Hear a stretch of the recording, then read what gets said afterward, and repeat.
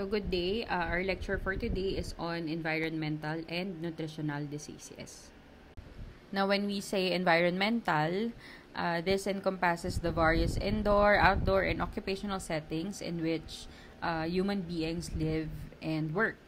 And in each of these settings, the air people breathe, the food and water they consume, and the toxic agents they are exposed to are major determinants of health. So, kumbaga, maraming pwedeng dahilan, but ultimately, it all boils down sa concept na environmental diseases are major cause of disability and suffering and constitute a heavy financial burden, particularly in low-income countries like ours.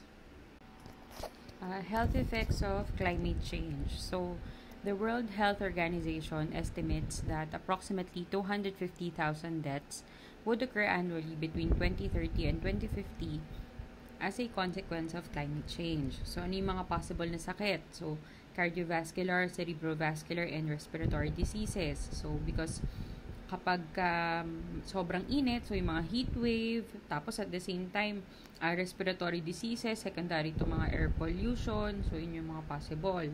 And then gastroenteritis and other foodborne and waterborne infectious diseases caused by contamination as a consequence of floods and disruption of clean water supplies and sewage treatment.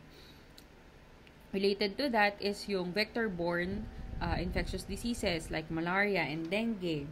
And then lastly, yung malnutrition. So yung malnutrition, pag nirelate mo siya sa climate change, ang pwede kasing nangyari is nagkaroon ng crop destruction due to increasing temperature. Ultimately, pag nawala ng food supply, pwedeng magkaroon ng widespread na malnutrition. Next, we have toxicology. So, toxicity of chemical and physical agents. So, toxicology is defined as the science of poisons. It studies the distribution, effects, and mechanisms of action of toxic agents, and it also includes the study of other agents such as radiation and heat.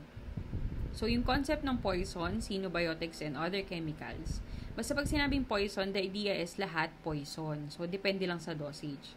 So, possible na may isang component, ang alam talaga natin is hindi siya lason, pero too much of it, kapag in-intake, might manifest as poisoning. And then, xenobiotics, any chemical found in the air, water, food, or soil na pwedeng pumasok sa katawan ng tao through inhalation, ingestion, or skin absorption. Part din ng xenobiotics, chemicals in urine, or anything sa hangin. Now, the process by which the metabolism of these agents occur in two phases. So, in phase 1 reactions, chemicals undergo hydrolysis, oxidation, or reduction.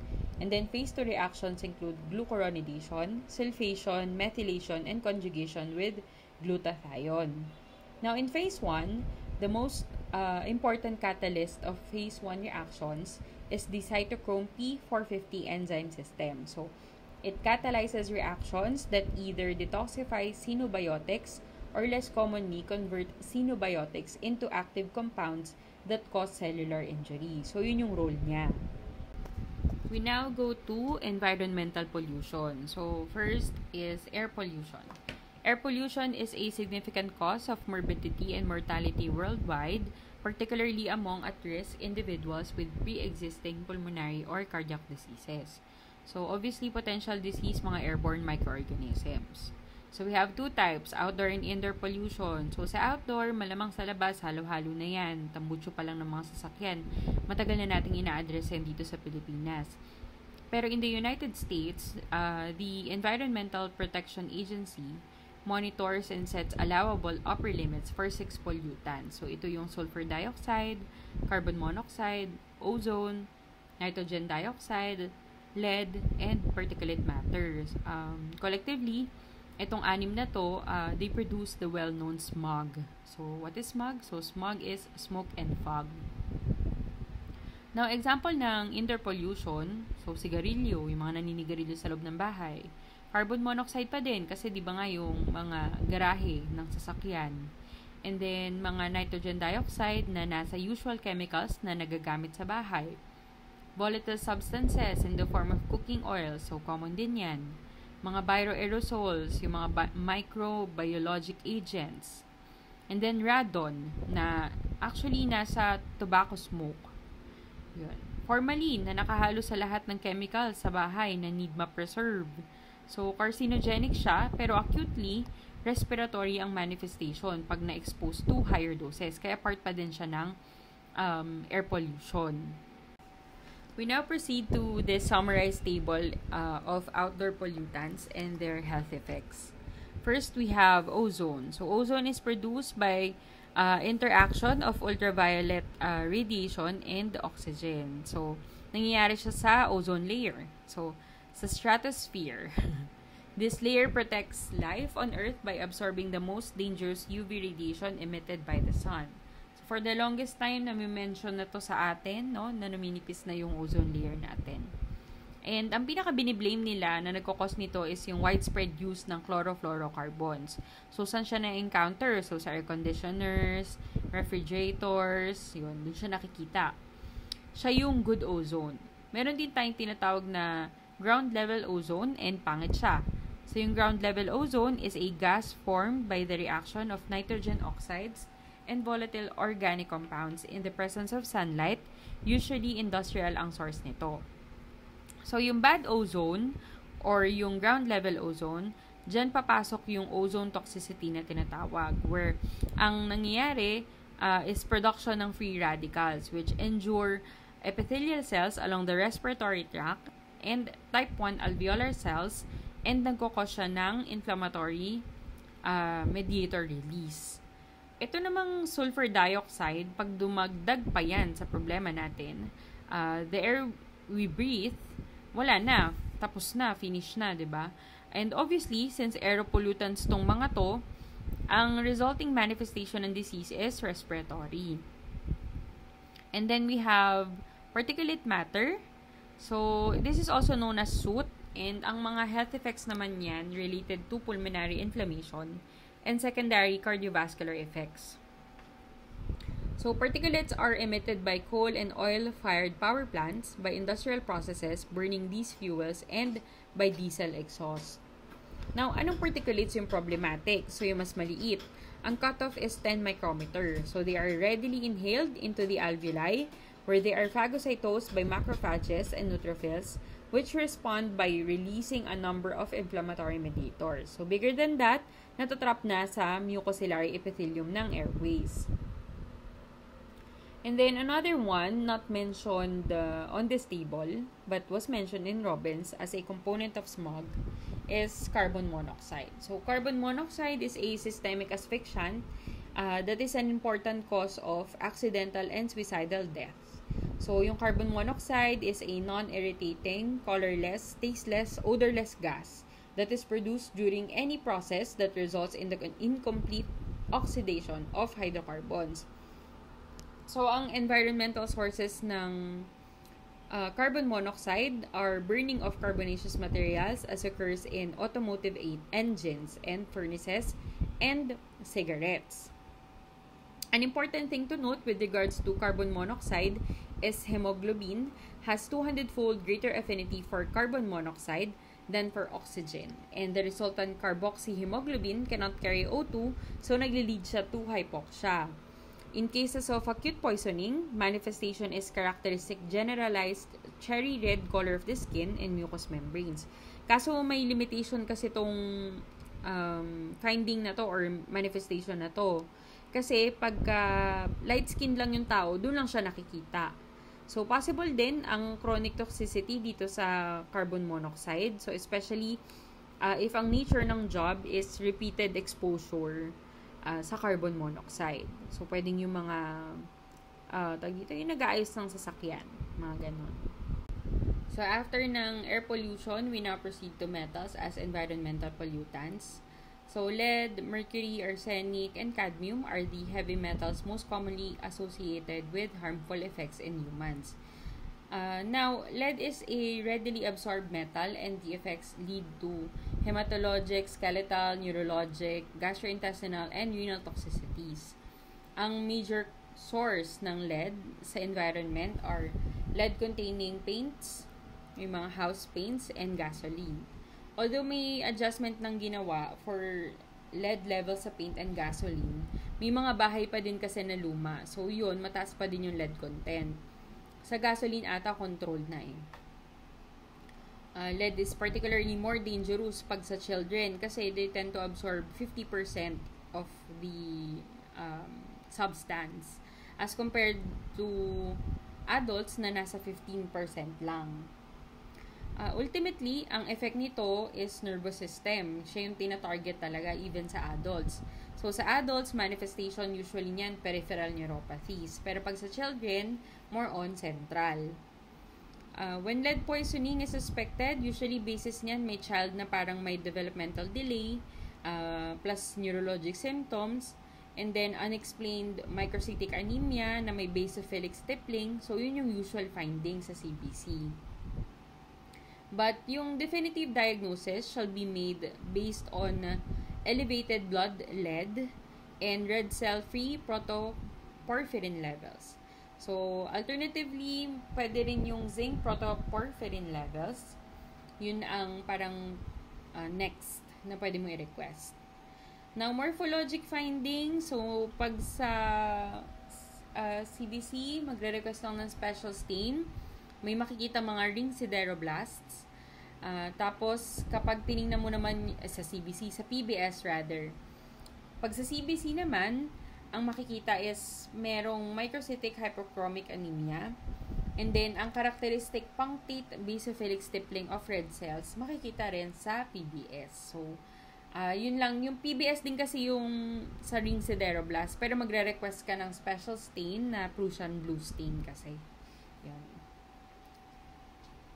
So, this is a good representation of the health effects of lead in children and in adults. So, itong nasa left side ng screen, yan yung for children. Next, we have mercury. And like lead, mercury binds to sulfhydryl groups in certain proteins with high affinity, leading to damage in the CNS and kidney. So, poisoning from inhalation of mercury vapors has long been recognized and is associated with tremor, gingivitis, and bizarre behavior. So, sabi nila, yun daw yung backstory ni Mad Hatter sa Alice in Wonderland. Kaya tinawag siyang Mad Hatter disease. Main sources of exposure to mercury are contaminated fish with methyl mercury and mercury vapors released from metallic mercury in dental amalgams. So, this is a possible occupational hazards for dental workers. Meron kasi siyang 3 forms yung metallic or elemental mercury, inorganic, yung mga mercury chloride, and yung organic or yung mga methyl mercury. Yung inorganic, sa Earth's crust siya galing. Now, due to industrial contamination, nako-convert siya into organic compounds. And yun yung possible na mahalo sa food. In this case, sa fish. Yun, most of the time, sa isda. Nagkaroon ng time sa history sa Japan na yung mga taong exposed sa mercury nagmanifest ng cerebral palsy, deafness, blindness, intellectual disability, and major CNS defects. So, yun yung mga yung mga buntis, yun. Tapos, yung baby nila nagkaroon ng ganon. Yung buntis na na-expose sa mercury. So, sa Japan, tinawag nila yung Minamata disease. So, isa ito sa reason, bakit yung mga pregnant women are advised not to ingest fish na possible elevated levels of mercury. Yan. Kaya bawal yung mga sushi. Next is arsenic. A little of background.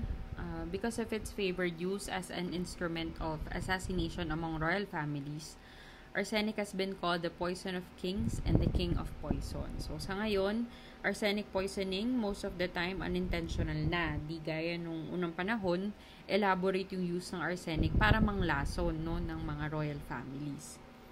Source ng arsenic are herbicides or mga agricultural products sa mga mines and smelting industries. Sa herbal medicine and sa groundwater in Chile, China, and Bangladesh, nakita din nila na mataas yung levels dun ng arsenic. Marami siyang forms, but the most toxic forms of arsenic are the trivalent compounds, arsenic trioxide, sodium arsenite, and arsenic trichloride. In general, ano yung manifestation ng disease? So, neurologic, cardiovascular, skin changes, and increased risk for development of cancer, particularly lung, bladder, and skin. In contrast to other metals discussed dito sa part na to, cadmium toxicity is a relatively modern problem. So, usually, generated by mining, electroplating, and production of nickel-cadmium batteries, which are usually disposed as a household waste, diba? So, parang tinatapon lang natin siya basta-basta. Although, right now, napapansin natin, diba, parang marami ng mga areas na nagpo-post sila na kung magtatapon ka ng battery, parang dun mo itapon sa area na yon. So, cadmium can contaminate the soil and plants directly or through fertilizers and irrigation water. Now, the principal toxic effects of excess cadmium are a form of obstructive lung disease caused by necrosis of alveolar epithelial cells and renal tubular damage that may progress to end-stage renal disease. So, yung manifestation ng disease are respiratory and renal. Tapos itong itay-itay, hindi ko alam kung tama yung pronunciation ko niyan. So, translation is ouch, ouch. This is seen in postmenopausal women exposed to cadmium containing water that irrigated rice fields sa Japan. So, this is a combination of osteoporosis and osteomalacia associated with renal disease. We now go to industrial and agricultural exposures. So, basically, mga health hazards sa workplace or relating to sa occupation ng isang tao. Kumbaga, in general, halos lahat naman ng occupation may health hazard. For example, sa ating mga doctors, ang health hazard natin is mahawa tayo sa patient. So, ano pa iba? So, mga injuries or exposure to chemicals, either acutely or chronically. So, marami yan. And to show you some of these occupational hazards, there is a table from Robbins showing certain toxicants and their health effects. Okay, so nandito lang sa table seen on your screen. Pause nyo na lang. Pero nasa Robbins din to. So, daanan lang natin yung mga industrial and agricultural substances na binigyan ng focus sa Robbins. So, first is yung organic solvents like chloroform, carbon tetrachloride, which results to dizziness, confusion, CNS depression, and coma. Benzene and 1,3-butadiene, which increases the risk for leukemia. So, specifically, yung marrow aplasia and acute myeloid leukemia. And then we have polycyclic hydrocarbons found in tar or soot, which are implicated in lung and bladder cancer. And then yung mga DDTs and its metabolites, yung mga yon is also known as yung mga organochlorines, which in general results to neurologic toxicities. And then lastly, yung mga dioxins and PCBs, ang mga kinokos naman niyang manifestation ng disease is yung mga skin disorders naman. And then we have BPA. Yung BPA sa mga packaging yan ng food. Yun, kaya nga sabi ubiquitous ang exposure to this particular substance kasi halos lahat may BPA. Kaya minsan ang makikita nyo sa mga packaging nakalagay no BPA, lalo na yung mga dede ng baby, nakalagay yon. Ang health effect niya sa endocrine. And then we have vinyl chloride used in the synthesis of polyvinyl resins. Nagkukos siya ng rare type ng liver tumor, yung angiosarcoma of the liver. And then mineral dusts causing pneumoconiosis. So yung pneumoconiosis marami yan, pero ang common dyan is coal dust from hard coal, silica from sandblasting and stone cutting, asbestos from mining, fabrication, and insulation. And siguro maganda rin na sabihin na ngayon na yung asbestos may risk siya for carcinoma. So, yun yung in the long run, pwede siya mag-develop ng mesothelioma. Yun. And then, isa pa sa mga mineral dusts na nagkakos ng pneumoconiosis is yung beryllium. Yung beryllium naman is from mining and fabrication.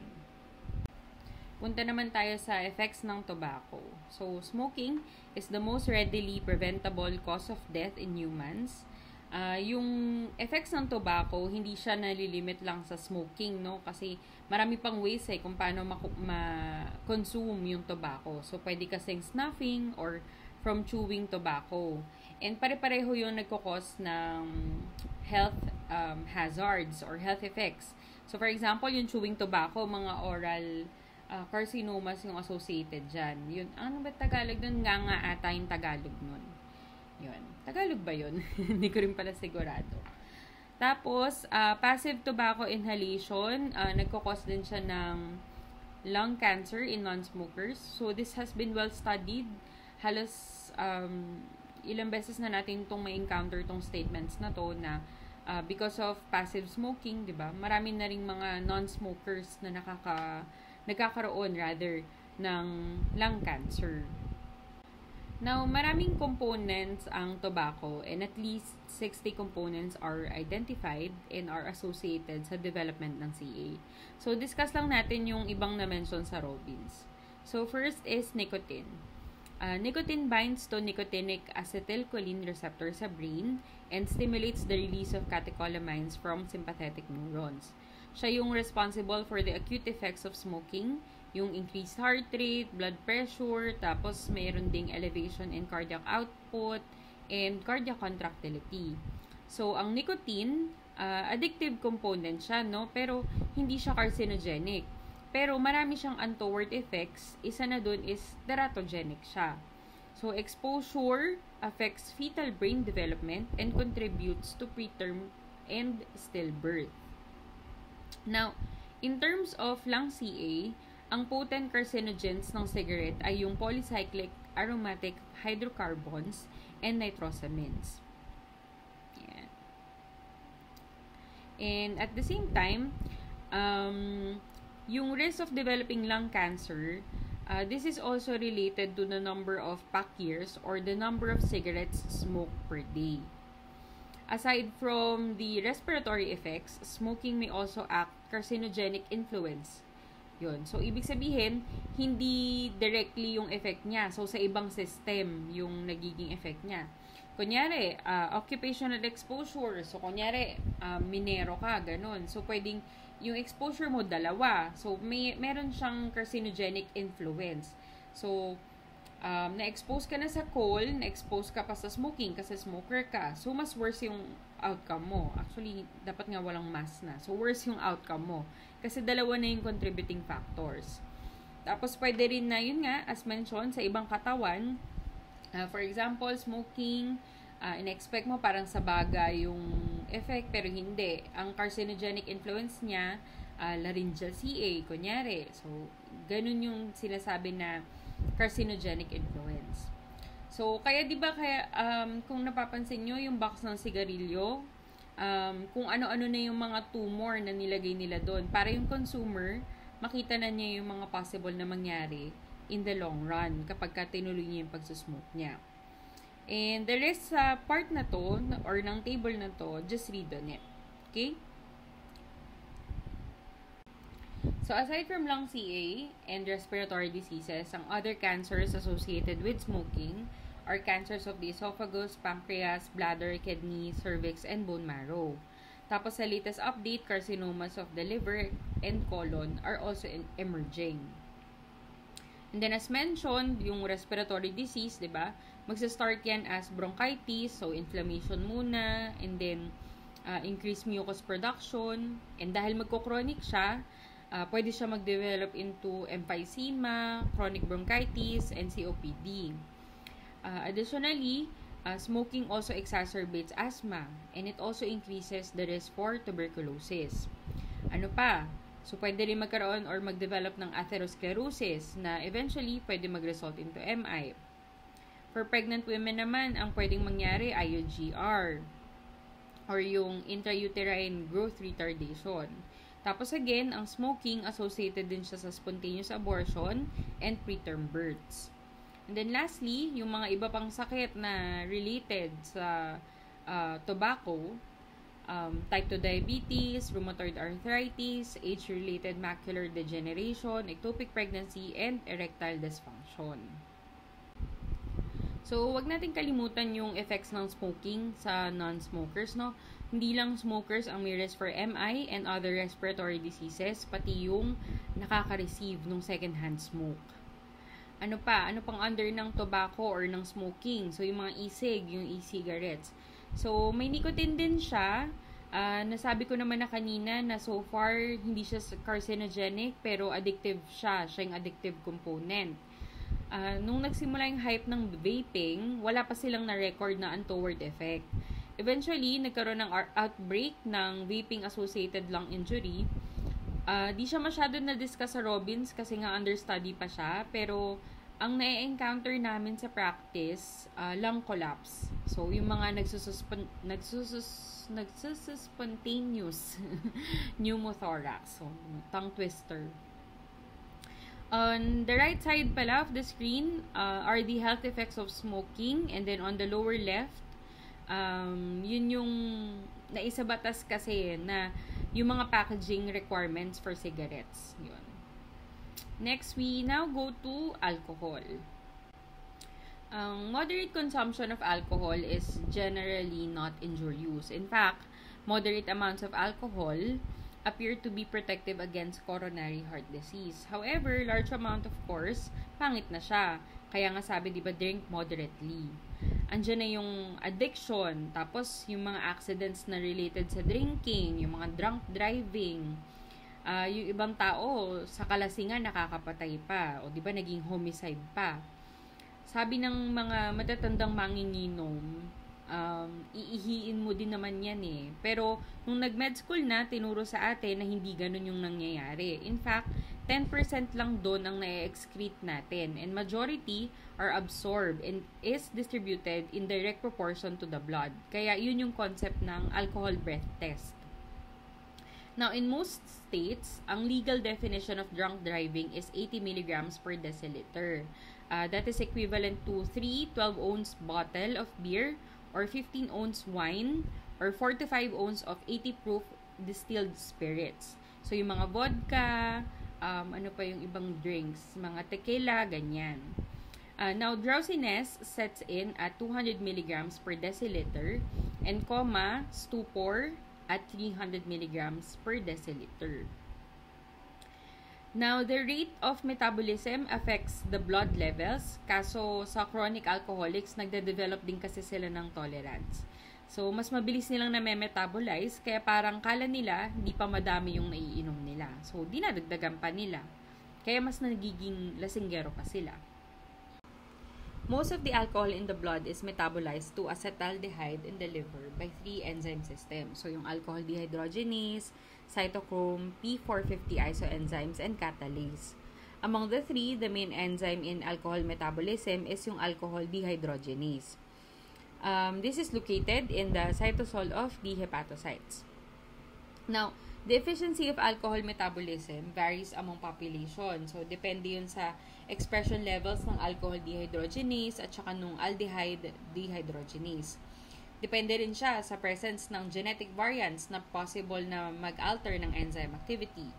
So, sa Asians, common ang low aldehyde dehydrogenase activity. So, malalaman mo kung mababa talaga ang levels kasi may mga observed symptoms. So, gaya ng unable to tolerate alcohol, experience nausea, flushing, tachycardia, and hyperventilation after ingestion. Ano pa, yung toxic effects from ethanol metabolism, so yung alcohol oxidation. So yung alcohol oxidation by alcohol dehydrogenase causes the reduction of nicotinamide adenine dinucleotide.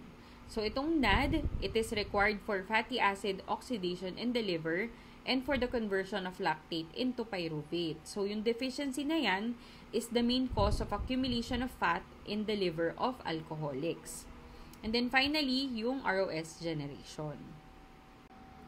So the effects of alcohol may acutely or chronically manifest. So yung acute alcoholism, it exerts its effects mainly on the CNS, but it may induce hepatic and gastric changes that are reversible if alcohol consumption is discontinued. So typically, ang manifestation mainly CNS. So sa CNS, it acts as depressant. So may effect siya sa respiratory center. Kapag masyado siyang nag-take effect sa respiratory center, it may lead to arrest. Sa hepatic naman, ang changes are fatty change and steatosis. And then sa gastric naman, gastritis and ulceration. Now, for chronic alcoholism, sa liver, ang effect is alcoholic hepatitis and cirrhosis. Tapos, itong cirrhosis, pag lumala pa, pwede siyang maging hepatocellular carcinoma. Gastrointestinal, ang effect is bleeding, gastritis, ulceration, and esophageal varices. So, esophageal varices na to, pwede pa ito mag-rupture kung yung patient mo pa is parang nagsuka sa kakainom. Neurologic, so usually because of thiamine deficiency, na ang manifestation ng symptoms are peripheral neuropathies, yung Wernicke-Korsakoff syndrome, cerebral atrophy, and optic neuropathy. And then, yung pancreatitis, isa din yan, pero pwede rin kasi to sa acute. Yun, kapag sobra or naparami talaga siya. What else? So, meron din cardiovascular. So, pag cardiovascular, ang pwedeng effect is dilated congestive cardiomyopathy, hypertension, decreased HDL. Tapos, yung decreased HDL na yan, di ba? Risk yan for coronary heart disease. Ano pa? Sa pregnant, so, fetal alcohol syndrome. So, yung fetal alcohol syndrome, ang itsura niyan, yung baby may microcephaly, growth retardation, facial abnormalities, and reduction in mental function. And then, pwede rin siya mag-cause ng, mag-cause ng carcinogenesis. So, diminished ability to metabolize acetaldehyde is associated with acute toxicity and an increased risk for certain cancers like that of oral cavity and esophagus. So, other CA associated to alcohol, I think na-mention ko to kanina, yung HCC. And then, possible din breast cancer. And then, lastly, yung malnutrition. Pero itong malnutrition kasi mainly associated with deficiencies. Kumbaga parang yung mga manginginom, parang iniisip na lang nila, yun yung nourishment nila, yung alcohol. Okay? We now go to injury by therapeutic drugs and drugs of abuse. So this is very common in our practice, no?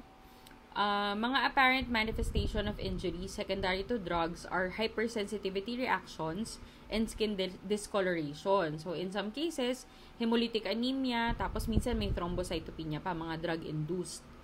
Usually, ang mga drugs na nagkukos ng injury, yung mga potent drugs. Kung hindi naman potent drugs, yung mga drugs na may kasabay pang ibang drugs. Tapos, depende pa yun sa sitwasyon, kung yung tao na yun, may risk talaga sila for adverse drug reactions because of their status quo. So, for example, sa lecture natin ng genetics, di ba parang na-mention ko doon, yung mga may G6PD deficiency, meron silang risk for hemolytic anemia or hemolytic reaction toward drug for malaria, di ba? Yun. So, may mga ganong klase ng situation. So, obviously, this table is lifted from Robbins. Just go over them. Our discussion for this part of this lecture will be focused on certain drugs only. So, kung ano lang yung finocus ni Robbins. So, first, anticoagulants. So, the two drugs that most frequently cause adverse reactions are the oral anticoagulants, warfarin and dabigatran. So, yung warfarin is an antagonist of vitamin K and dabigatran is a direct inhibitor of thrombin.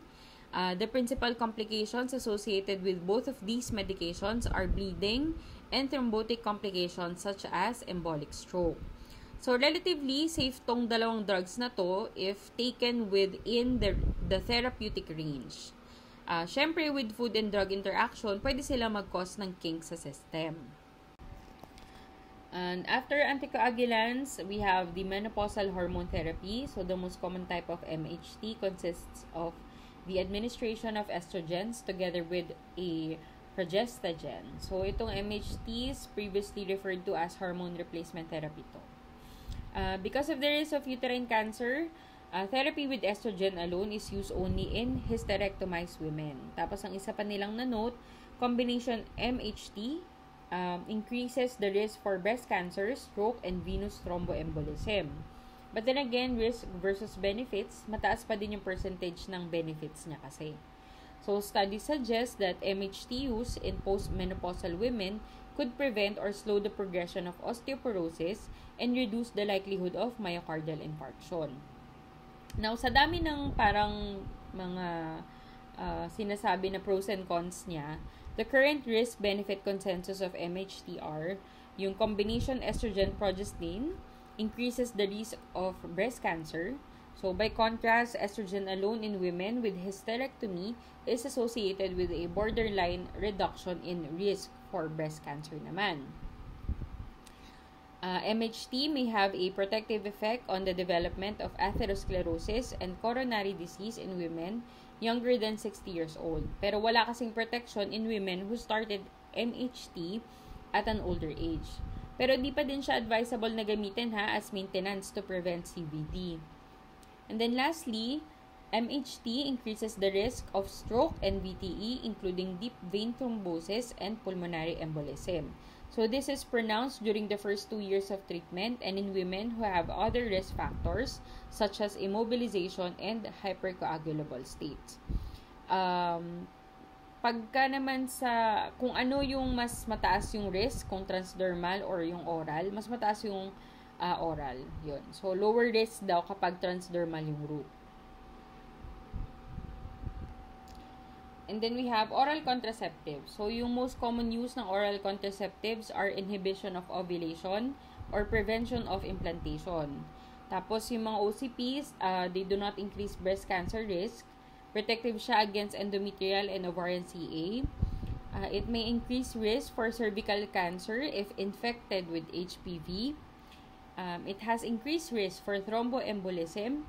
Pero ito para ma-imagine nyo lang, no, gano'n ba kataas yung risk na yan? So, for point of comparison, sabi nila, mas mataas pa yung risk mong magka-thromboembolism kung mabuntis ka as compared sa pagtitake ng OCP. Tapos, may risk din na mag-develop ng embolism, no? Pagka yung babae is nagsusmoke siya and 35 years old siya and above. And also, this is a well-defined association na between the use of OCPs is yung development ng hepatic adenoma. So, this is a rare benign hepatic tumor and this is seen in older women who have used OCPs for prolonged period na talaga. So, just like the previous drugs discussed, yung risk versus benefits niya, panalo pa din kung gagamit ka ng benefit, kung gagamit ka ng OCPs. However, as doctors, this has to be clearly explained to the patient. Kasi, syempre, kung hindi mo kasi sasabihin sa kanila na may catch yung pag-inom niyan, di ba? Paano kung sa kanila mangyari? So, at least may idea sila. We now go to acetaminophen. Now, the window between the usual dose and the toxic dose is large, and the drug is ordinarily very safe. So, toxicity begin with nausea, vomiting, diarrhea, and sometimes shock. So, this is followed in a few days by evidence of jaundice. So, yung overdose of acetaminophen can be treated in its early stage by administration of N-acetylcysteine. So, dapat within 12 hours after ingestion. Now, in serious overdose, liver failure ensues, starting with centrilobular necrosis that may extend into the entire lobule. In such circumstances, yung liver transplant na lang yung namumukod tanging solution, no, para makapag-survive yung patient. Lastly, aspirin. So, aspirin overdose may result from accidental ingestion of a large number of tablets by young children, and in adults, overdose is frequently suicidal. Much less commonly, salicylate poisoning is caused by the excessive use of ointments containing oil of wintergreen or yung methyl salicylate. So, yung mga topical pain relievers. So, pag acute salicylate overdose, so this causes alkalosis as a consequence of stimulation of the respiratory center in the medulla. Kapag chronic aspirin toxicity naman or yung salicylism, may develop in persons who take 3 grams or more for long periods of time for treatment of chronic pain or inflammatory condition. So, provided daily nila tinitake. So, chronic salicylism is manifested by headaches, dizziness, ringing in the ears, or tinnitus, hearing impairment, mental confusion, drowsiness, nausea, vomiting, and diarrhea. So, yung sinus changes may progress to convulsions and eventually coma. Ang isa pa nilang nakita is most often there is an acute erosive gastritis. So, ito example lang to ng findings kapag drug-induced yung hypersensitivity reaction. So, this one is a drug reaction to minocycline. Yun. We now go to injury by non-therapeutic agents or yung mga drugs of abuse. So, first, cocaine. So, yung cocaine, galing siya sa coca plant. It produces intense euphoria and neurologic stimulation, making it one of the most addictive drugs. So, in the cocaine user, although physical dependence generally do not occur, the psychologic withdrawal is so profound that it can be extremely difficult to treat. So, yun yung reason bakit nagtitake sila ulit kasi hindi nila gusto yung effect ng withdrawal. Hindi sa na-addict sila dun sa drug. Ayaw nila yung withdrawal na part.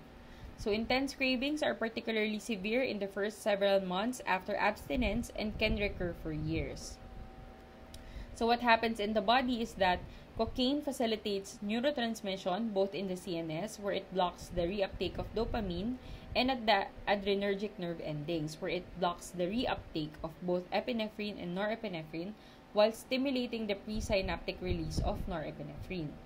So, the euphoria is due to its enhancement of brain dopamine activity, especially in the so-called mesolimbic dopamine reward pathway. So, yun yung hinahanap-hanap nila na euphoria. So, ano yung mga effects niya? So, cardiovascular. So, tachycardia, hypertension, and peripheral vasoconstriction. So, pwede siya mag-induce ng myocardial ischemia caused by coronary artery vasoconstriction and by increasing or enhancing platelet aggregation and thrombus formation. Now, aside from those, possible din na magkaroon ng lethal arrhythmias. Sa CNS, hyperpyrexia and seizures. Pag sa pregnant, so fetal hypoxia, then spontaneous abortion, impaired neurologic development for the baby. And then others, so perforation of the nasal septum para sa mga snorters, decreased lung diffusing capacity para sa mga ini-inhale, yung smoke, and then dilated cardiomyopathy.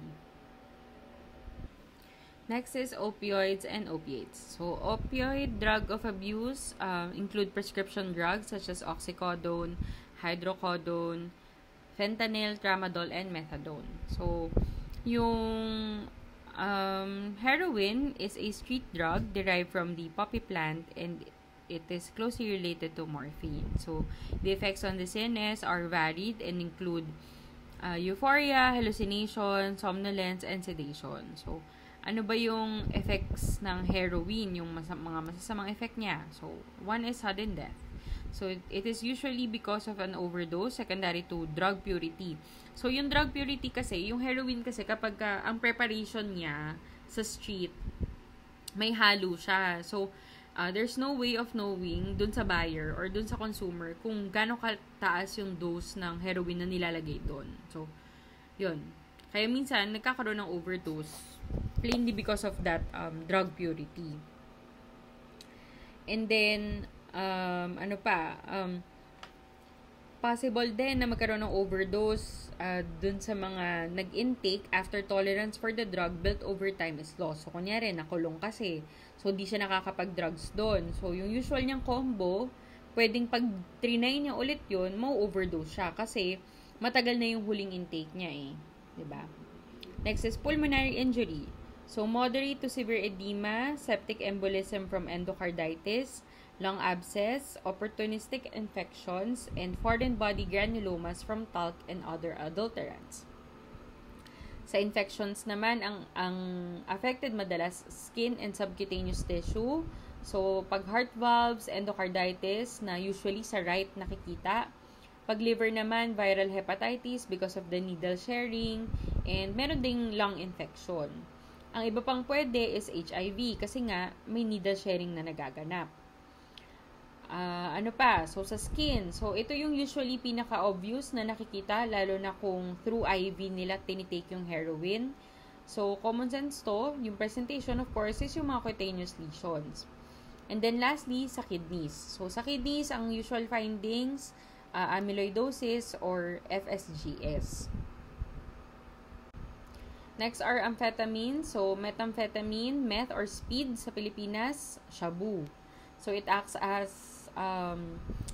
by releasing dopamine in the brain, which inhibits presynaptic neurotransmission at the corticostriatal synapses, slowing glutamate release. So, yung methamphetamine produces a feeling of euphoria, which is followed by a crash.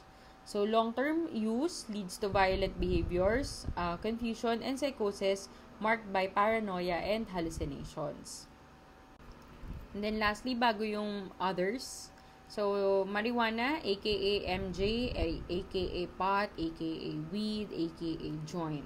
So, it came from the cannabis sativa plant. So, yung marijuana causes euphoria and a sensation of relaxation. So, it causes a heightened sensory perception, laughter, altered perception of time, and increased appetite. So, may mga medical use siya. It is used to treat nausea secondary to cancer chemotherapy and as an agent capable of decreasing pain in some chronic conditions that are otherwise difficult to treat. So, surprisingly, controversial ang topic ng addiction when it comes to marijuana. Sabi nila dito kasi siya nakaka-addict, pero meron kasing dependence. So, yung dependence is manifested by withdrawal symptoms such as mood and sleep difficulties that may last up to 2 weeks when not taking the drug. So, yun yung catch. Ano pa, yung effect ng marijuana? So, syempre meron din siyang respiratory and cardiac effects. And then, for the other drugs, so itong mga drugs na to include various stimulants, depressants, analgesics, and hallucinogens. So, among these are yung PCP or phencyclidine and ketamine. So, mga ano yan, anesthetic agents. LSD, and yung pinaka most potent hallucinogen na known is yung ecstasy. Tapos meron din yung bath salts. Yun. So, LSD has unpredictable effects on mood, affect, and thought, sometimes leading to bizarre and dangerous behaviors. Chronic use naman ng ecstasy may deplete the CNS of serotonin, potentially leading to sleep disorder, depression, anxiety, and aggressive behavior. Yung ketamine naman, taken in low doses, have recently been approved as treatment for severe depression. Pero syempre, pag sumobra, pangit na ulit. And hallucinogens naman as treatment for psychiatric conditions such as PTSD. So, ito lifted from Robbins, just a table showing the different common drugs of abuse. We now go to injury by physical agents. So, we have 4 types. May mechanical, thermal, electrical, and by ionizing radiation. So, sa mechanical, any mechanical force, kunyari laceration or nahampas, nadaganan, nasaksak, naipit. So, depende sa nag-cause ng injury na mechanical, syempre, ganun yung kalalabasan ng lesion. So, kunyari nasaksak ka, yung lesion naman yun hindi katulad ng pag nasuntok ka. So, parang ganun. And then, yung thermal naman, this refers to either excessive cold or excessive heat. And, by the way, burns are the most common cause of thermal injury. Sa electrical naman, mga voltage-related, possible injury is burn. And yung mas nakakatakot is yung ventricular fibrillation o kaya naman yung cardiac and respiratory center failure. And this is resulting from disruption of nerve impulse conduction. And then lastly, yung ionizing, I'll discuss this last kasi medyo mas mahaba siya as compared dito sa tatlo. So, under thermal injury, yung clinical significance of a burn injury depends on the following factors. So, yung depth of the burn, percentage of body surface involved, internal injuries caused by the inhalation of hot and toxic fumes, and yung promptness and efficacy of therapy, especially fluid and electrolyte management, and prevention or control of wound infections. So, yung discussion nitong burn injury, this is better discussed, rather. Siguro sa surgery ninyo, yun. Actually, mas ma-absorb or mas maintindihan nyo siya kapag nagko-clerk or internship na kayo Kasi makaka-encounter kayo ng mga burn victims doon. Tapos doon, parang, nagiging routine yung pag-intindi sa burn injuries. Yun. We now go to the different types of burns. So, superficial burns, formerly known as first-degree burns, are confined to the epidermis. Pag partial thickness burns, formerly known as the second-degree burn, involve injury to the dermis. Pag full thickness burns, formerly known as third-degree burns, extend to the subcutaneous tissue. And pag full thickness burns that may also involve damage to underlying muscle tissue underneath the subcutaneous tissue, these were formerly known as the fourth-degree burns. Pero yun nga, pinagsama na kasi yung dalawa. So, yung full thickness burn, third and fourth na yan. Now, grossly, full thickness burns are white or charred, dry and painless. So, kasi na-destroy na kasi yung nerve endings. Whereas, depending on the depth, partial thickness burns are pink or mottled with blisters and are painful. And histologically, the vitalized tissue reveals coagulative necrosis adjacent to vital tissue that quickly accumulates inflammatory cells and marked exudation. So, pangit yung sequelae ng burns So, pwedeng magkaroon ng shock, sepsis, and respiratory insufficiency. And yun yung mga threats dun sa life ng isang burn patient. So, particularly in burns of more than 20% of the body surface, there is a rapid shift of body fluids into the interstitial compartments throughout the body due to the systemic inflammatory response syndrome leading to shock. Tapos yung sepsis kasi, pag na-infect pa yung wound, di ba? Papangit palalo yung case ng patient. Ang most common offender is yung Pseudomonas aeruginosa. Minsan may SRUs or Candida. Lalong nakaka-worry dito kapag kunyari, ayun na, nag-infect na nga yung wound. Ang mas malala kapag naging systemic pa siya, 'di ba? Napunta pa sa ibang part ng katawan kasi nagkaroon na ng bacteremia, nalipat na sa dugo. Tapos yung organ system failure secondary to burns, di siya masyado nangyayari sa ngayon kasi marami na kasing na-develop na management system Kaya parang nahabol na yung mga burn patients, no? Ano pa? Injury to airway. So, meron din kasing direct inhalation. So, for example, kasi sa nasusunog na building, 'di ba? So, pati yung ibang parts ng airways affected 'yon. Hindi lang yung talagang part na nasunog sa katawan ng tao. Ano pa? Yung mga water-soluble gases, nagko-cause din yan ng parang chemical burn. Now, ano pang challenge with burn? So, yung healing pa na part, no? Kasi pwedeng magkaroon ng hypertrophic scars, 'di ba? So, maraming complications after. So, still under thermal injuries after ng burns, we now go to hyperthermia and hypothermia. Ito briefly lang hyperthermia, prolonged exposure to elevated ambient temperatures can result in heat cramps, heat exhaustion, and heat stroke. So, itong infographic na to is from CDC where you can compare the different heat-related illnesses to one another kasi it's important that you recognize the presentation. Ang wala lang dito is yung malignant hyperthermia. So, narinig nyo na ba yun? So, sa tanang ng stay ko sa isang hospital, isang beses lang ako naka-encounter ng malignant hyperthermia. Ang nangyayari doon is yung affected individual is exposed to a certain anesthetic during surgery and it triggers a rapid rise in calcium levels sa skeletal muscle, leading to muscle rigidity and increased heat production. So, yun na-encounter ko na ganito, ang alam ko, nag-expire siya So, hindi siya nahabol. Although, may protocol may malignant hyperthermia protocol. Yun, for anesthesiologists. Yan. Isa siguro yun sa mga emergencies talaga nila. And then, we have hypothermia. So, common to sa mga homeless persons. So, parang sa atin, hindi naman common to kasi medyo mainit sa atin So, siguro sa mga lugar na may snow, pwede pa. So, it occurs in two mechanisms. So, direct effects or indirect effects. So, pag direct effects, probably mediated by physical disruptions within cells, by high salt concentrations caused by crystallization of intercellular and extracellular water. So, this is what happens in frostbites. And then yung indirect effects results from circulatory changes. So, ito naman, kunyari, nakababad yung katawan mo sa water na malamig. So, nangyayari, nagkakaroon ng slow chilling. And this may induce vasoconstriction and increase vascular permeability, leading to edema and hypoxia.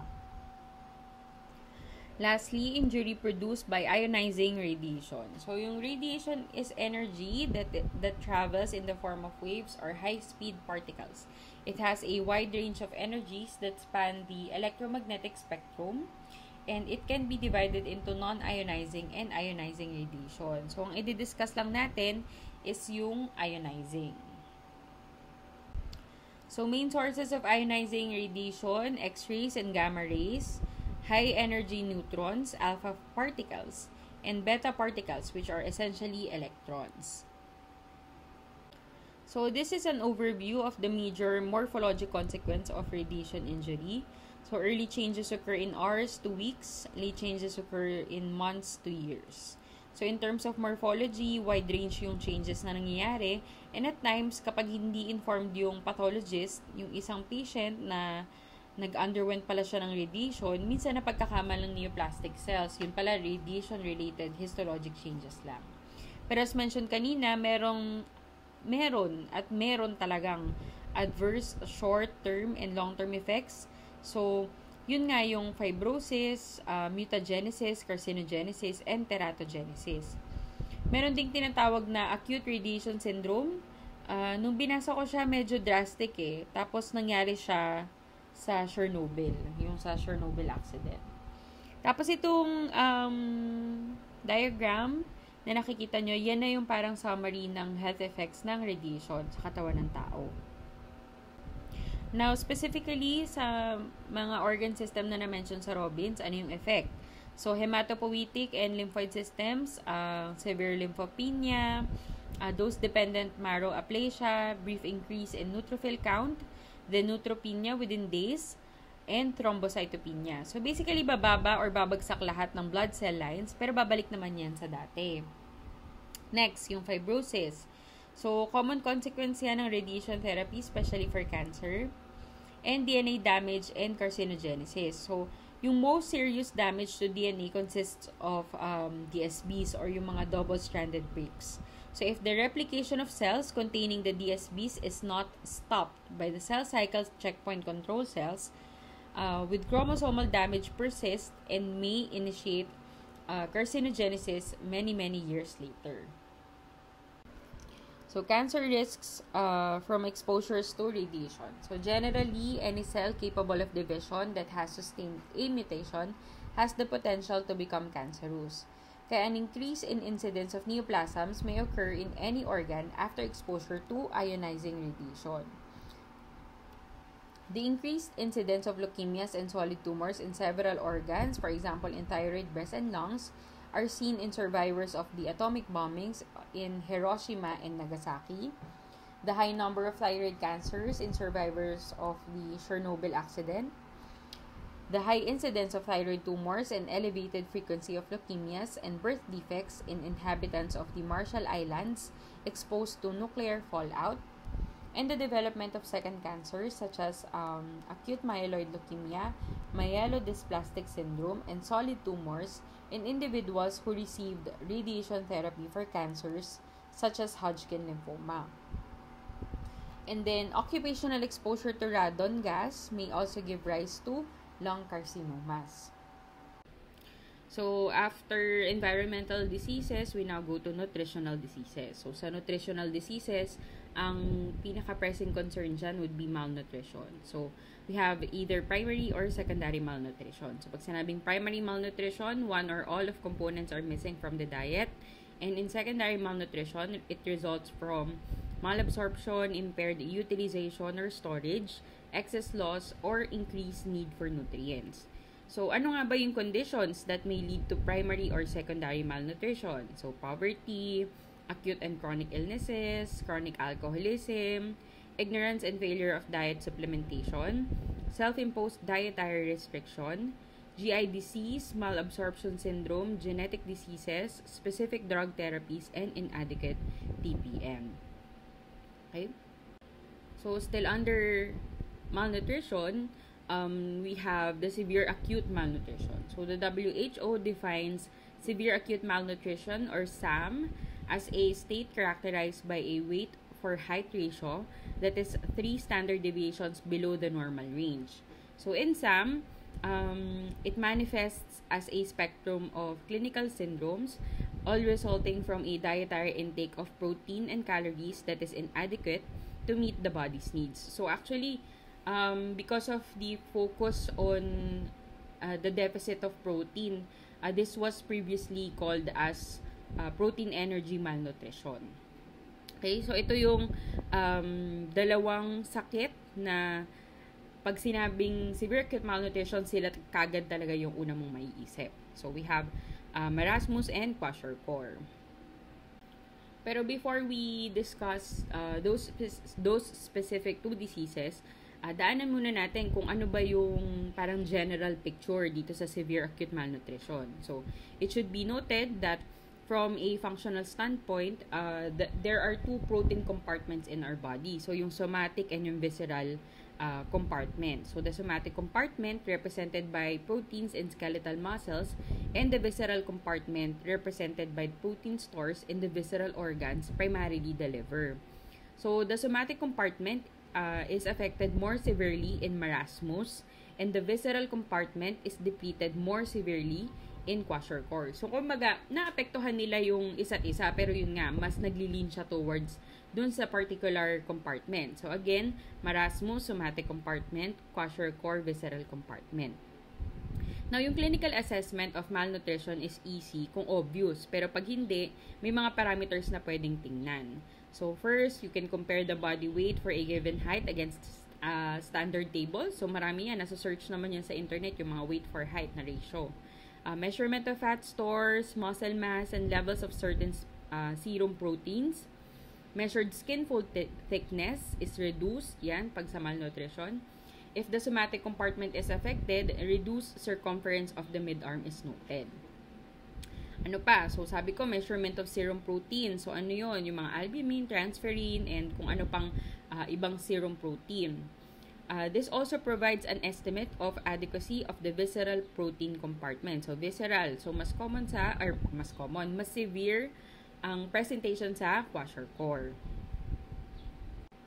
So, again, kapag sinabing severe acute malnutrition, the two ends of severe acute malnutrition are seen on your screen. So, we have kwashiorkor and marasmus. Okay? So, kapag sa kwashiorkor, ayan, ang itsura nila, thin and brittle hair, moon face, bulging abdomen, tapos, yun nga, may ascites yung itsura niya. Pag naman sa marasmus, so thin and brittle hair, yun, kasi usually, di ba, sabi nga nila, kapag meron kang vitamin deficiency, ang magmamanifest talaga yan sa hair mo, yun. So, sa hair. Kasi, siya yung last kumbaga, last of the part of a human body na pupuntahan ng nutrients. So, kapag yung hair mo medyo pangit siya, yun, meron talagang subtle signs of vitamin deficiency. And then, sa marasmus, simian phases, and then loss of muscle mass. Okay? So, specifically, ano ang presentation? So, sa marasmus, ang number 1 dyan is when weight falls to 60% of normal for sex, height, and age. So, usually, yun nga, mababa.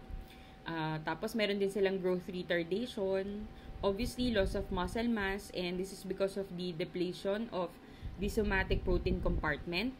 Tapos, meron din silang loss of subcutaneous fat. Yung serum albumin levels nila are either normal or only slightly reduced. Hindi siya masyadong affected. Kasi nga, as mentioned earlier, kapag protein talaga, sa kwashiorkor talaga yon. And then, low leptin production. Tapos, yung extremities nila are emaciated. And this is due to the loss of muscle as well as the subcutaneous fat. Tapos, ang isa pang itsura nila is yung head nila, it appears larger than the rest of the body. Anemia and manifestation of multivitamin deficiencies are apparent.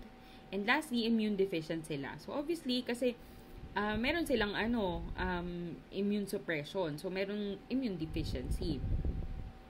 Tapos, because of this immune deficiency status, merong mga possible na infections na pwedeng mangyari sa kanila. Okay?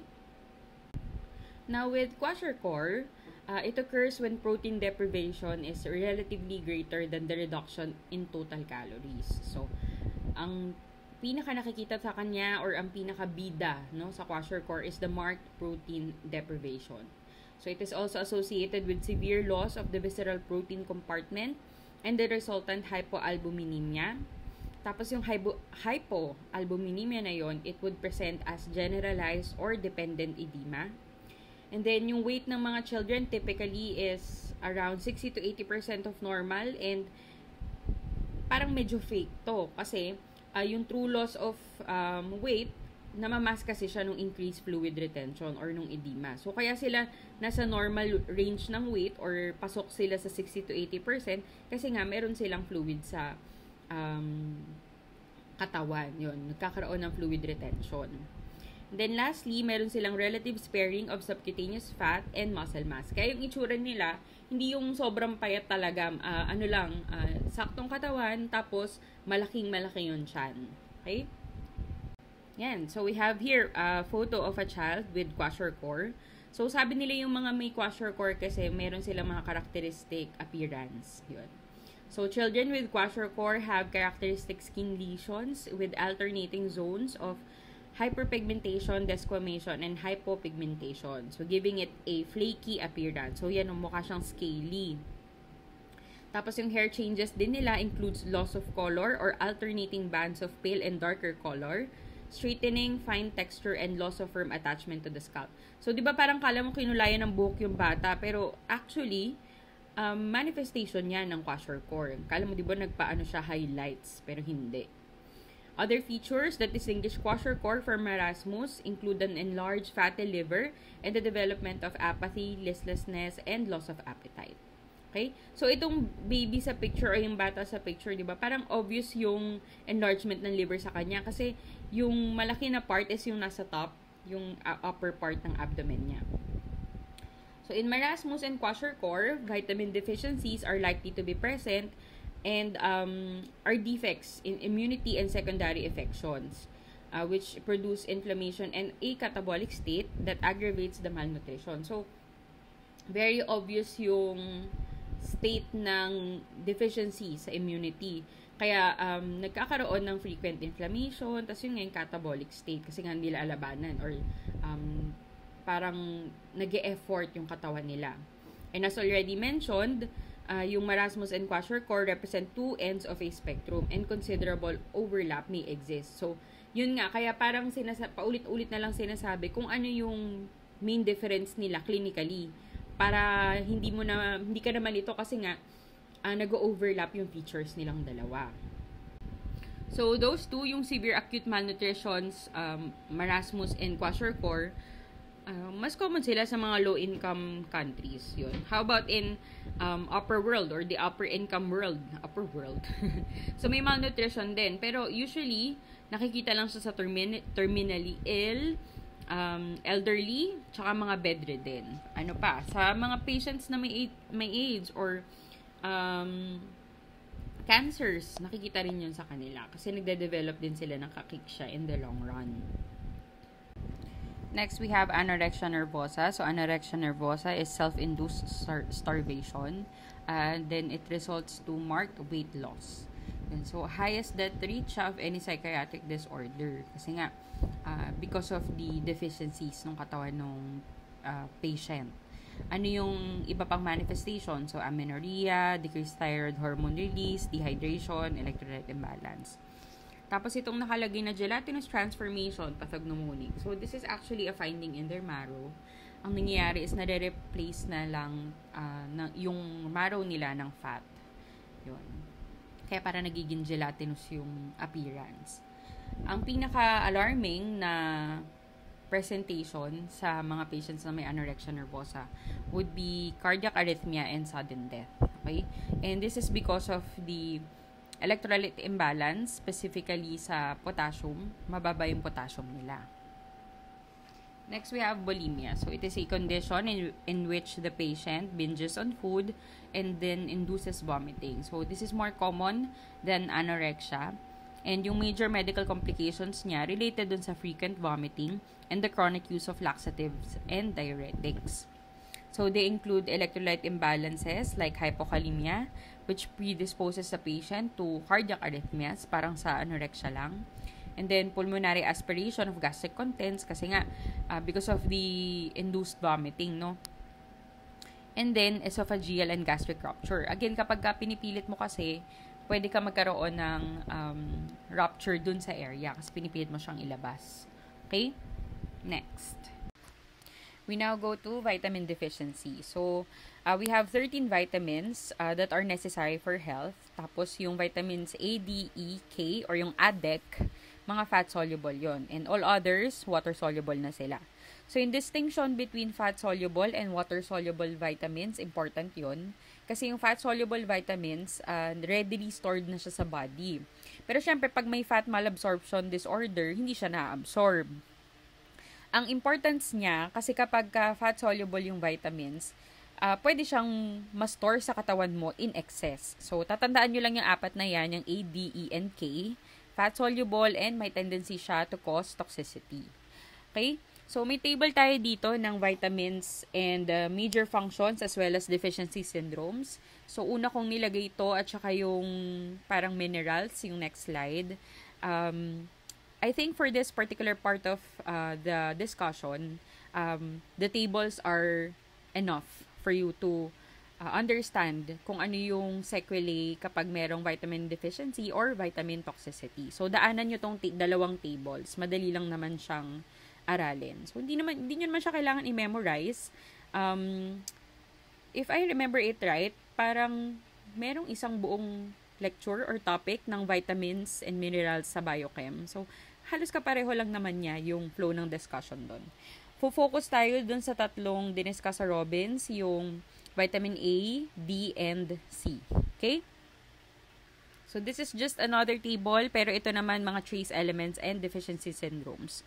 So, konti lang din yung na-mention doon sa Robbins. Siguro kasi sila naman yung most commonly na na-encounter natin na deficient. So, daanan nyo lang din to. Yan. Next.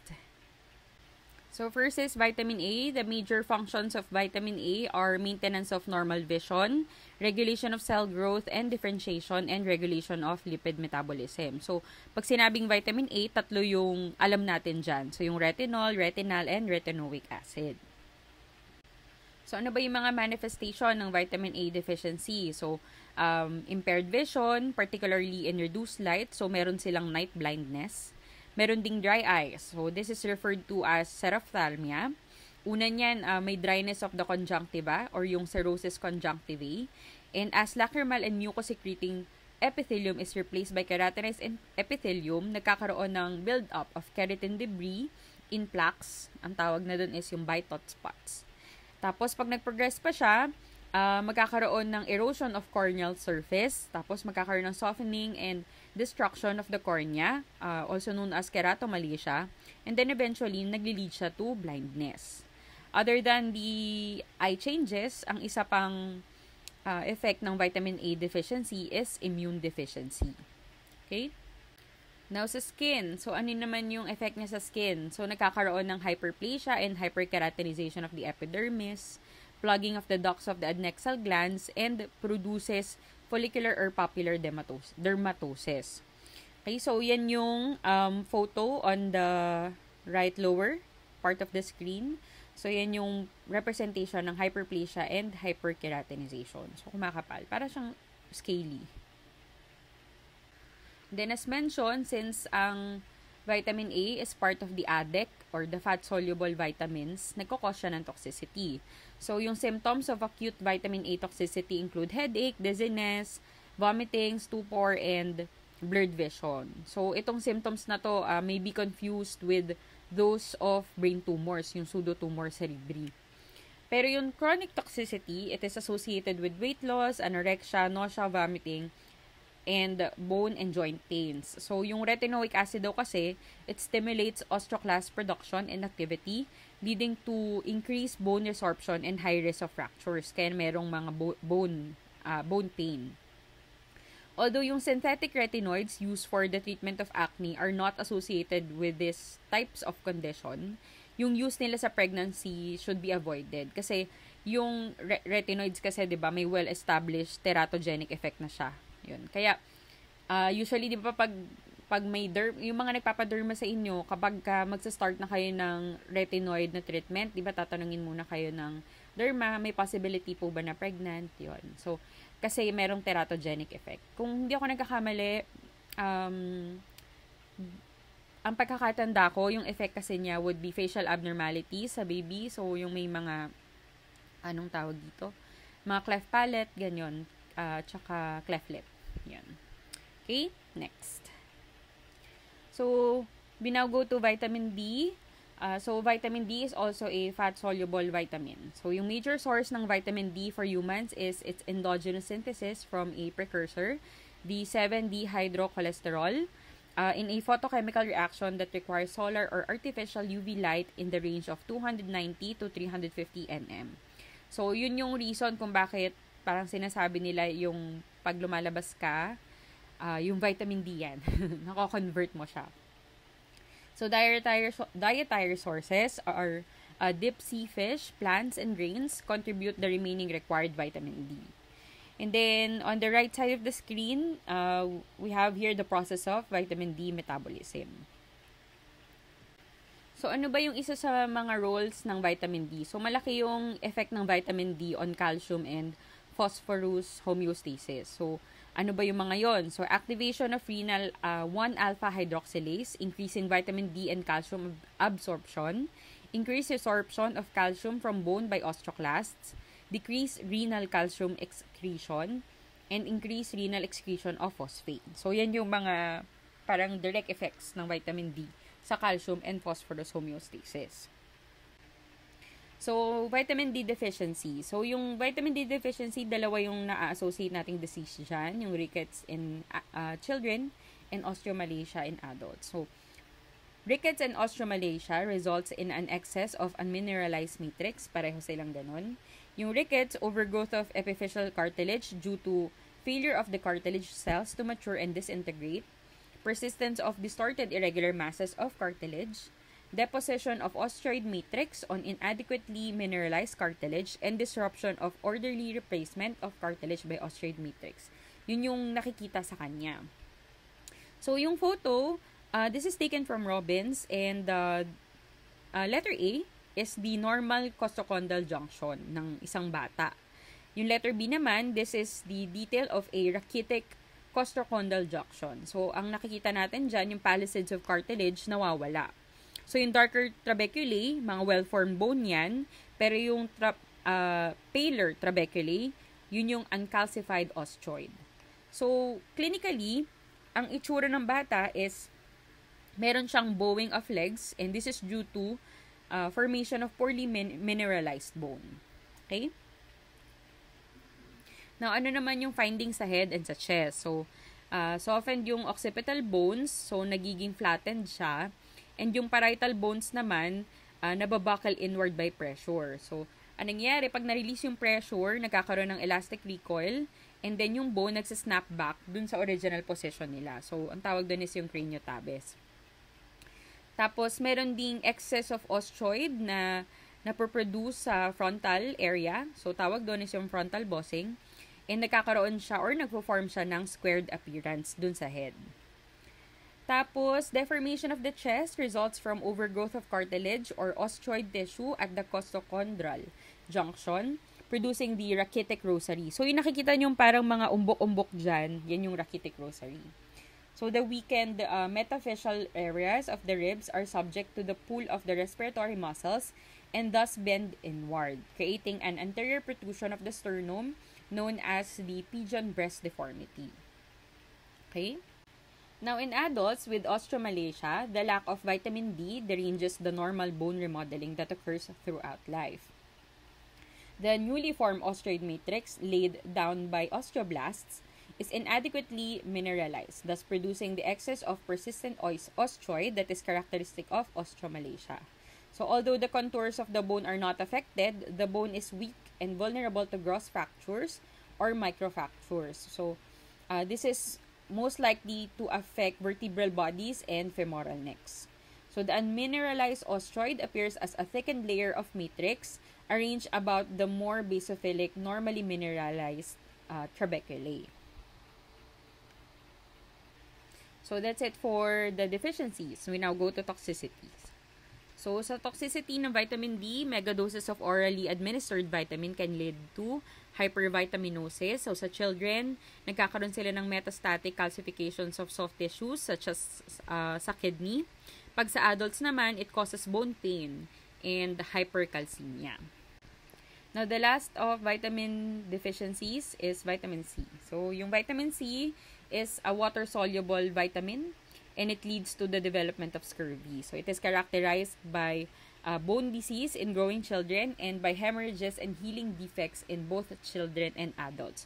Ano ba kasing function ng vitamin C? So, it is for collagen synthesis, neurotransmitter synthesis, antioxidant functions, and it also modulates the immune response. Kaya nga, di ba, kapag parang sakitin yung tao, di ba, lagi na kulang ka sa vitamin C. So, yun.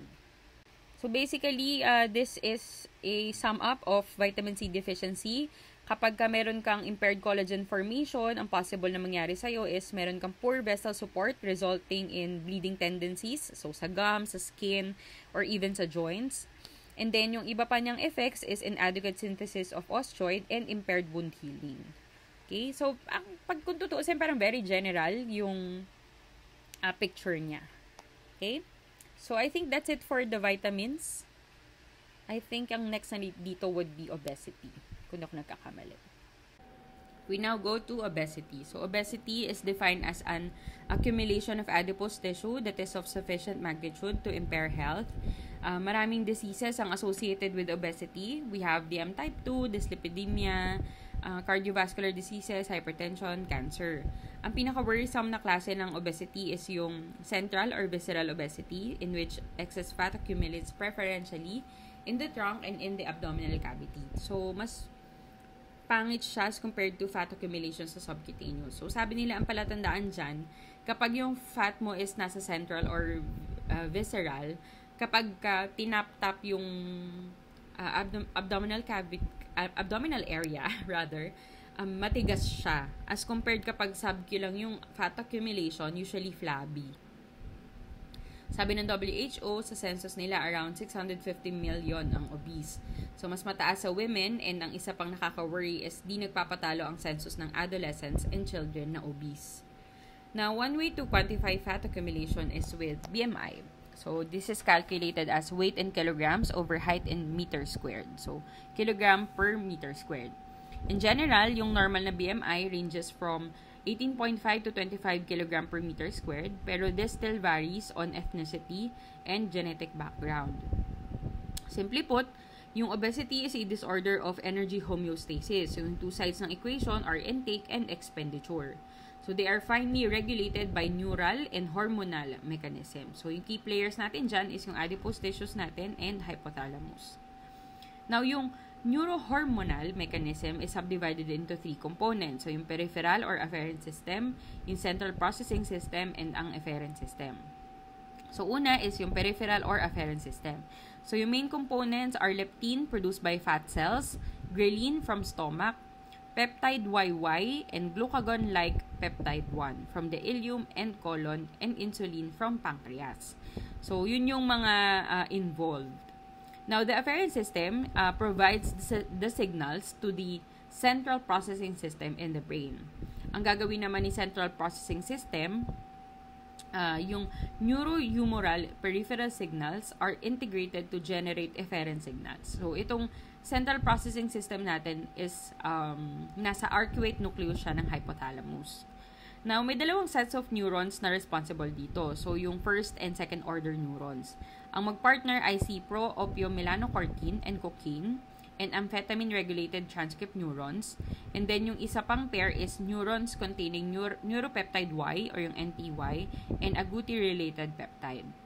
Now, these first-order neurons communicate with second-order neurons. So, yung neurons that bear melanocortin receptors 3 and 4, it receives signals from first-order neurons, POMC/CART neurons, and neurons that bear Y1 and Y5 receptors receive signals from first-order NPY-AGRP neurons. Okay? And then, ang last component, yung efferent system. So, yung efferent system consists of signals generated by second-order neurons and is organized along two pathways. So, yung catabolic and anabolic pathway. So, sa catabolic, downstream of MC3/4R, and yung anabolic naman downstream of Y1 and Y5 receptors. So, they control food intake and energy expenditure.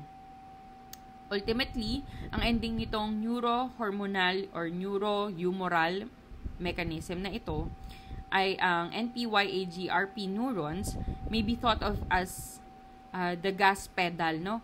Siya yung nagbibigay gas para sa appetite. Whereas yung POMC-CART neurons naman, it represents the brake. So, itong dalawa, siya yung nagme-maintain ng homeostasis. Now, itong afferent system, medyo madaming na-mention na involved components, no? So, i-discuss na lang natin sila. So, sa efferent system, first, leptin. So, leptin is secreted by fat cells and its output is regulated by the adequacy of fat stores. So, yung BMI and body fat stores are directly related to leptin secretion. So, it crosses the blood-brain barrier and travels to the hypothalamus where it reduces food intake by stimulating POMC and POMC-CART neurons and inhibiting NPY-AGRP neurons. So, directly related ang leptin secretions sa fat stores. So, in such, kapag payat ka, wala ka masyadong store. So, si leptin diminished. And ang food intake mo is increased. So, sa payat yun na. Aside from that, may iba pang ginagawa ang leptin. So, mag-regulate ng energy expenditure, mag-stimulate ng physical activity and heat production. And then, yung thermogenesis, leptin din ang nagre-regulate nun. Now, if there's a defect in leptin gene, it results to massive obesity. Pero mas common pa din yung ibang mutations na same din ang ending, massive obesity. We have mutations in melanocortin receptor 4 gene. So, ang dating, yung leptin, ang presence niya dapat di kagaganahan kumain. Pero despite that notion, na-realize nila na may leptin resistance naman, in which, despite elevated levels of leptin, obese pa din yung tao. So, parang di siya pwedeng gamitin as therapy sa obesity. Kaya, parang inisip mo kasi, ay, leptin yan pala yung magic drug. Di pa rin pwede. Kasi nga pwede magkaroon ng leptin resistance. And then, still under efferent systems, yung guardian angel against obesity or our fat-burning molecule, we have adiponectin. Okay? So, yung incidence ng cancer, may geographic implication siya kung at that specific area, common yung ganung practice. An example sa Robbins is yung Japan. So, mataas yung incidence nila doon for colon CA. Pero clarify ko lang it's not entirely because of the diet we know pagdating sa kanila, like eating raw foods. So, it is in fact because yung Japan, na-westernize kasi siya. So, yung influence ng US pa yung naging cause. Bakit nagkaroon ng shift sa pagtaas, no, ng incidence ng CA sa Japan. Now, with respect to carcinogenesis, yung three aspects of the diet are of major concern include yung content of exogenous carcinogens, the endogenous synthesis of carcinogens from dietary components, and yung lack of protective factors. So, regarding exogenous substances, example dyan is aflatoxin. So, it is involved in the development of hepatocellular carcinomas in parts of Asia and Africa, generally in cooperation with hepatitis B virus. So, ang nangyayari is, yung exposure to aflatoxin causes a specific mutation in codon 249 of the TP53 gene, later on resulting to HCC. Hindi ko alam kung anong year yun, to be exact. Pero natatandaan ko, that's around nung college ako. Ayun. So, nagkaroon ng time na winidrawn sa market yung Nagaraya. Kasi, na-found out ng FDA na mataas yung aflatoxin niya. So, parang nagkaroon ng major scare that time. And even dito sa Pilipinas. Pero, kung di ako nagkakamali, clear ng Nagaraya na isang batch lang yon. So, ngayon, okay na daw yung batch na to ng Nagaraya. Wala na siyang high levels ng aflatoxin. And then, endogenous synthesis of carcinogens or enhancers of carcinogenicity from components of the diet relates principally to gastric carcinomas. So, sources of nitrites include sodium nitrite added to food as a preservative and nitrites present in common vegetables, which are reduced in the gut by bacterial flora. So, intake of this food, possible pag na-digest na yung pagkain, magpo-form tong mga nitrites and amines or amides. And then next, high animal fat intake combined with low fiber intake has been implicated in causation of colon CA. So, ito yung third aspect, yung lack of protective factors. Ang sinasabing protective dito is yung fiber intake. Now, the explanation for this association is that high fat intake increases the level of bile acids in the gut, which in turn modifies intestinal flora, favoring the growth of microaerophilic bacteria. So, yung bile acid metabolites produced by these bacteria may function as carcinogens. Ang discovery nila, the manner by which this concept results to carcinoma are increased stool bulk and decreased transit time, which decreases the exposure of mucosa to putative defenders, and the capacity of certain fibers to bind carcinogens and thereby protect the mucosa. So, kung kayo ay nag-meat diet, no, make sure pa din, no, na mag-fiber intake kayo kasi nga meron siyang protective effects.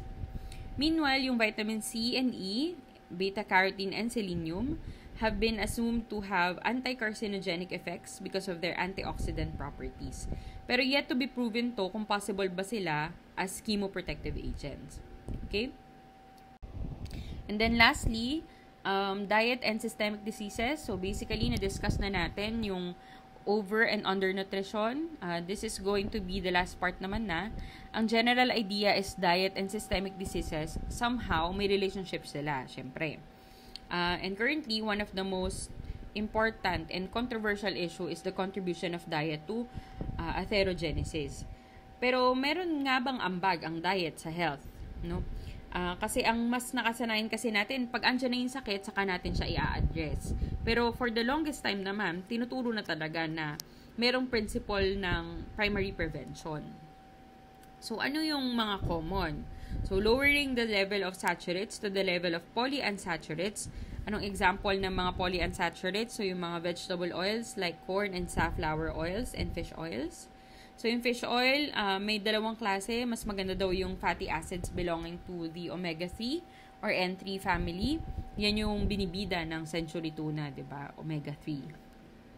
Although may ibang study naman na nagsasabi, wala naman talaga siyang advantage. Kumbaga, hindi lang siya nakakasama sa health.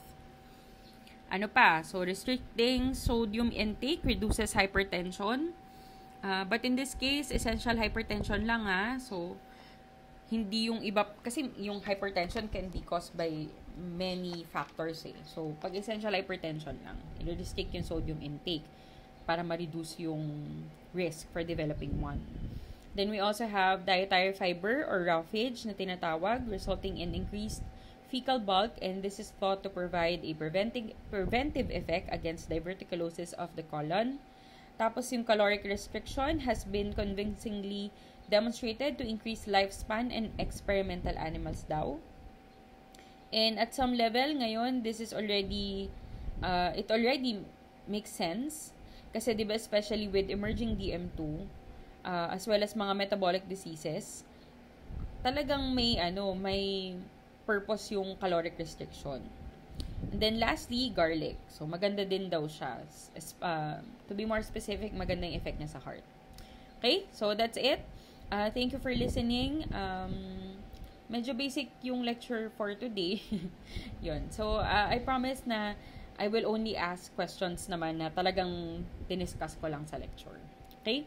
So, thank you for listening. Bye!